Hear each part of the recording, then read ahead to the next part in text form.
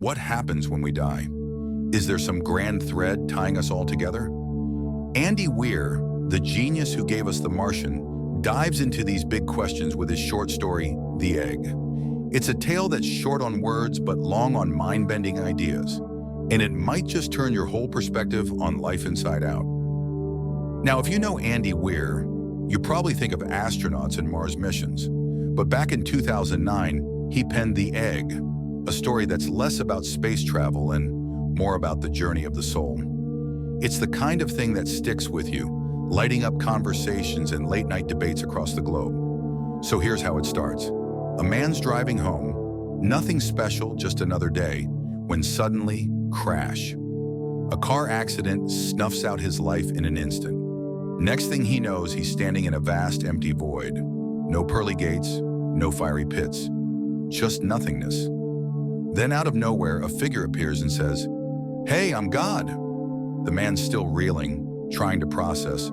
When God drops the first twist, he's about to be reincarnated, but not into some glowing afterlife. He's headed back as a Chinese peasant girl in 540 AD. Strange, right? It gets stranger.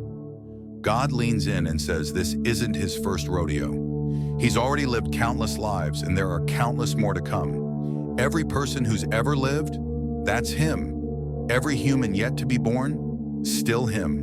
One single soul bouncing through time, wearing every face that's ever been. God lays it out like this. Every time you victimize someone, you are victimizing yourself. Every act of kindness you've done to yourself.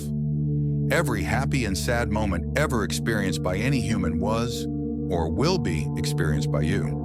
It's a gut punch of a line, one that makes you replay every moment you've ever shared with anyone. This concept, what fans call the egg theory, obliterates the line between me and you. If we're all the same soul in different bodies, then there's no other to speak of. It's like the ultimate empathy cheat code. Every joy, every pain, every high and low, it's all ours collectively. It echoes ideas from philosophies like Hinduism, where your soul, or Atman, is just a fragment of the universal Brahman, all part of the same cosmic whole. But it's not just some abstract thought experiment. It's practical too. If hurting someone means you're hurting yourself in another life, why wouldn't you choose kindness? It's the golden rule on steroids, a moral lens that could shift how we treat each other every day. Weir himself has said he wrote it to imagine a world where life's fair, where your actions circle back to you through reincarnation's long game. And that's where it leaves us. If the egg is right, what does that mean for us now? Imagine locking eyes with a stranger and seeing yourself reflected back.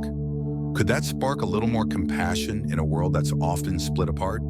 It's a question worth chewing on.